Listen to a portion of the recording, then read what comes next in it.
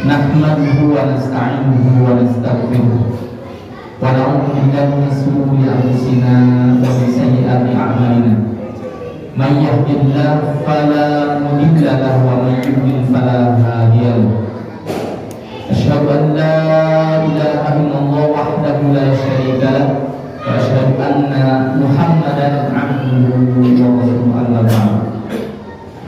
Qala Allah ta'ala fil Qur'anil 'azim, a'udzu billahi minasyaitonir rajim. Wa ma umiru illa liya'budullaha mukhlishina lahu-d-din, hunafa'a wa yuqimus salata wa yu'tuz zakata wa dzalika dinul qayyim. Ya ayyuhalladzina amanu taqullaha haqqa tuqatih wa la tamutunna illa wa antum muslimun. Ikhwat iman, sidang Jumat yang dirahmati oleh Allah Subhanahu wa taala. Alhamdulillah, kita bersyukur kepada Allah, kita masih diberi kesempatan Allah untuk bisa melaksanakan salah satu kewajiban yang diperintahkan Allah pada kita, yaitu melaksanakan ibadah Jumat. Mudah-mudahan ibadah ini menjadi kifarat bainal Jumat lain, mengukur dosa-dosa kita antara Jumat yang sekarang dengan Jumat yang sebelumnya. Dan mudah-mudahan amal soleh ini juga menambah keimanan kita, menguatkan keimanan kita, sehingga kita mencapai derajat takwa. Buat iman, sidang Jumat yang dirahmati oleh Allah Subhanahu wa taala.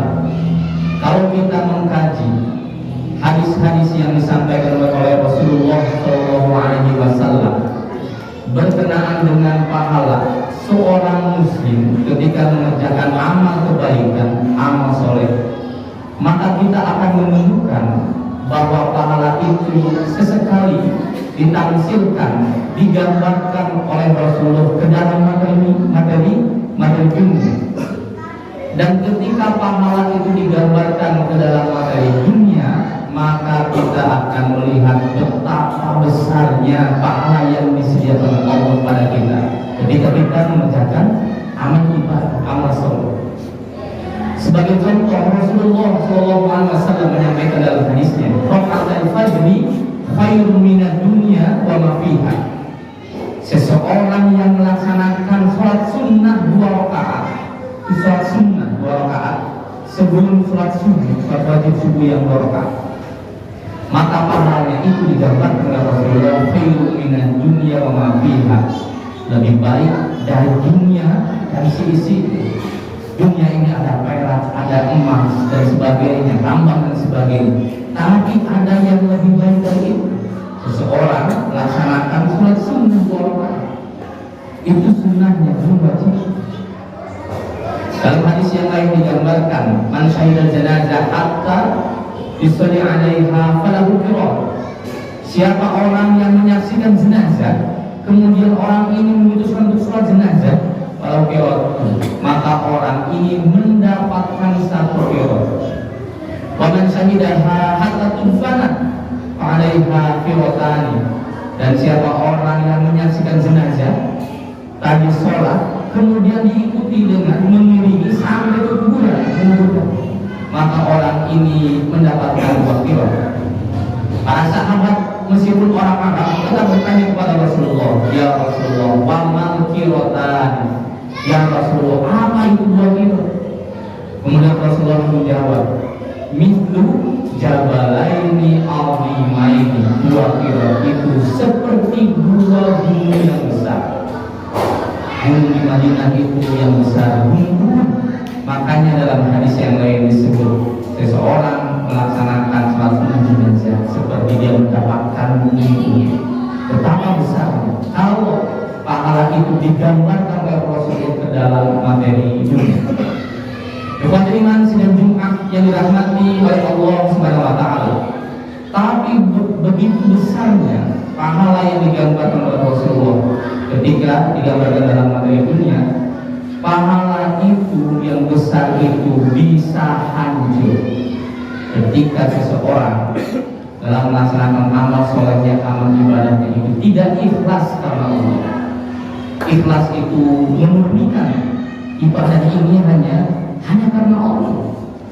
Pahala yang begitu besar itu hanya bisa ketika tidak ada ikhlas. Apa itu keikhlasan? Kemurnian ibadah hanya karena Allah. Ketika seseorang sudah ikhlas, maka ibadahnya makbul, maka ibadahnya diterima oleh Allah SWT. Tahapannya yang pertama harus ittiba, sesuai dengan contoh Rasulullah SAW. Kita harus mengikuti apa yang disampaikan oleh Allah, apa yang disampaikan oleh Rasulullah. Kita harus taat. Ya ayyuhalladzina amanu atiiullaha wa atiiur rasul. Wahai orang yang beriman, taatlah kepada Allah, taatlah kepada Rasulullah. Semuanya harus sesuai dengan yang sudah disampaikan oleh Rasulullah SAW. Yang kedua, tidak boleh ada unsur musyrik besar. Ketika seseorang tergelincir melakukan kemusyrikan besar, mempercayai satu benda, bahwa benda ini mempengaruhi rezeki kita, mempengaruhi masa depan kita, maka itu sudah jatuh ke dalam kemusyrikan besar. Lakin asyrakta layahbatanna amalu. Ketika engkau sudah melakukan kemusyrikan, musyrik besar, layahbatanna amalu, maka semua amal ibadah yang sudah kita lakukan semuanya hancur. Layahbatanna amalu, semuanya hancur. Dan orang-orang yang tergelincir melakukan kemusyrikan, dia sudah puluhan tahun beribadah, tapi di akhir hayatnya melakukan kemusyrikan dan dia meninggal tanpa taubat kepada Allah, maka Allah sudah mewanti-wanti, innallaha la yaghfiru an yushraka bihi wa yaghfiru ma duna dzalika. Allah tidak akan mengampuni dosa musyrik dan Allah mengampuni dosa-dosa selain itu. Beratnya innallaha la yaghfiru, pengertiannya Allah tidak akan mengampuni dosa musyrik itu ketika seseorang masuk pada fase akhirat dan dia ketika hidupnya tidak taubat kepada Allah, maka Allah akan memasukkan orang ini ke dalam neraka, khalidina fiha abadan, kekal abadi di dalamnya. Berbeda dengan orang-orang yang membunuh, orang-orang yang mencuri, orang-orang yang berzina, dan mereka semua akhirnya tidak taubat kemudian meninggal. Di akhirat nanti Allah akan masukkan orang ini ke dalam neraka dan luar biasa siksaannya. Tapi ujung-ujungnya ketika orang ini punya keimanan, maka orang ini akan angkat di neraka, kemudian dimasukkan ke dalam nafur haya, kemudian dimasukkan ke dalam surga.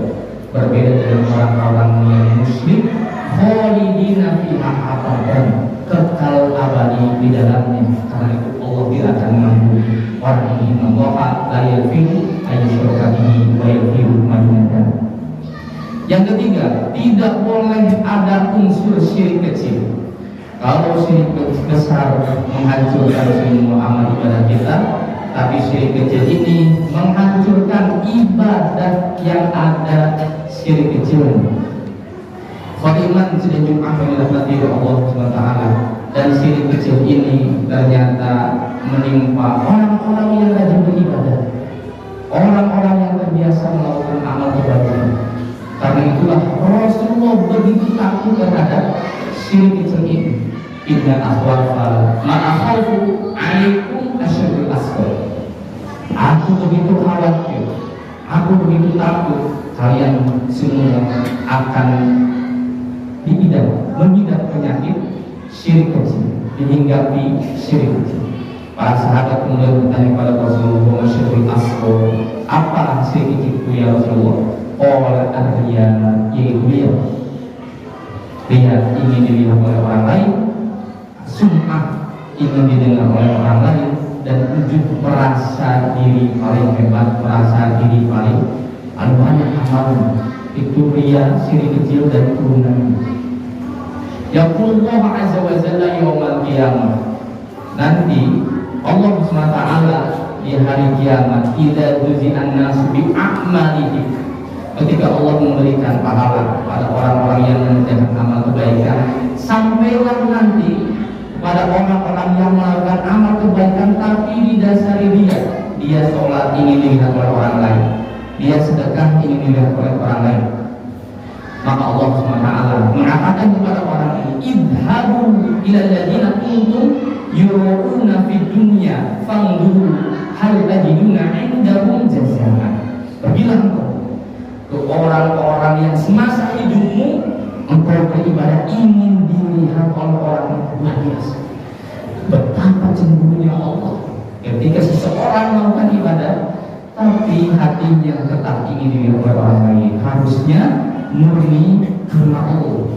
Fanzuru, lihatlah oleh kalian, hal tajiduna indahum jazaan. Apakah engkau dapati orang-orang yang engkau ingin lihat, ingin memuji dirimu, orang itu mendapatkan balasan? Apakah orang itu memiliki surga? Hal tajiduna indahum jazaan. Ternyata bisa jadi orang-orang yang kita ingin dipuji oleh orang itu ternyata kondisinya lebih buruk dari kita. Barakallahu fiikum.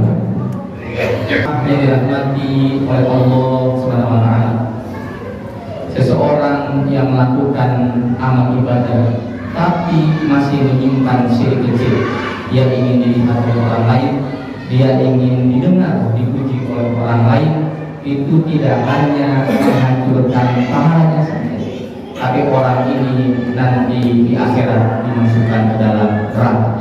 Rasulullah SAW menggambarkan, inna awal nas yudho yawmal qiyamah rojulul ustushidah. Nanti pada hari kiamat ada beberapa orang yang dipanggil oleh Allah Subhanahu wa taala.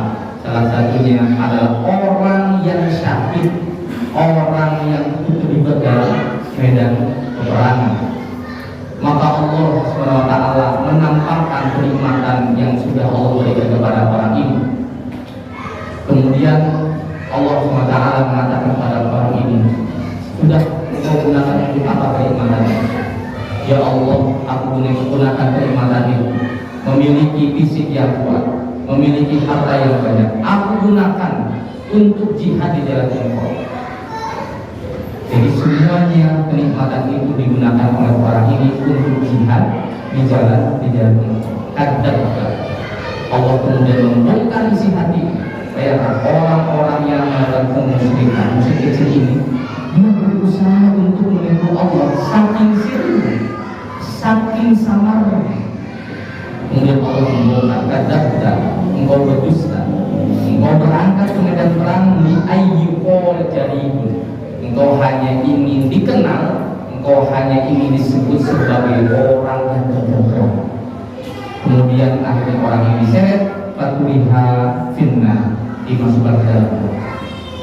Dipanggil lagi orang yang ada ilmu wa adam, orang yang menuntut ilmu, kemudian mengamalkannya, membaca Al-Quran. Kemudian Allah perlihatkan kenikmatan yang sudah Allah berikan kepada orang ini, berupa kecerdasan, hafalan yang kuat. Kemudian Allah bertanya kepada orang ini, kau gunakan untuk apa kenikmatan? Ya Allah, aku gunakan kenikmatan itu untuk mendalami ilmu agama, untuk mempelajari Al-Quran. Kadzabta, engkau dusta, engkau melakukan itu ingin disebut sebagai kiai, ingin disebut sebagai ustaz yang benar. Jadi semuanya dibuat orang-orang yang melakukan ria, orang-orang yang melakukan syirik kecil. Khadiman sidang Jumat yang dirahmati oleh Allah SWT. Karena itulah ketika kita melakukan amal ibadah harus ittiba sesuai dengan apa yang disampaikan oleh Allah, sampai oleh Rasulullah SAW, dan tidak boleh kita terjerumus dalam kemusyrikan, dan kita juga tidak boleh melakukan amal ibadah tapi ada unsur syirik kecil. Tidak boleh dia, tidak boleh sum'ah, dan tidak boleh khusyuk. Barulah diterima oleh Allah amal ibadahnya sebagai amal ibadah yang makbul. Tapi ternyata tidak sampai di situ. Orang-orang yang sudah benar-benar mendapatkan pahalanya, sudah diterima amal ibadahnya, tapi ternyata punya potensi itu hilang. Kapan? Orang ini ketika di dunianya banyak melakukan kezaliman. Rasulullah menyebut orang ini dengan muflis. Ada guna muflis. Apakah kalian tahu orang yang batil? Para sahabat mengatakan, al-muflisu fina man la dirhaman wala mana. Ya Rasulullah, orang yang muflis itu di antara kami orang yang tidak memiliki uang dan tidak memiliki perhiasan.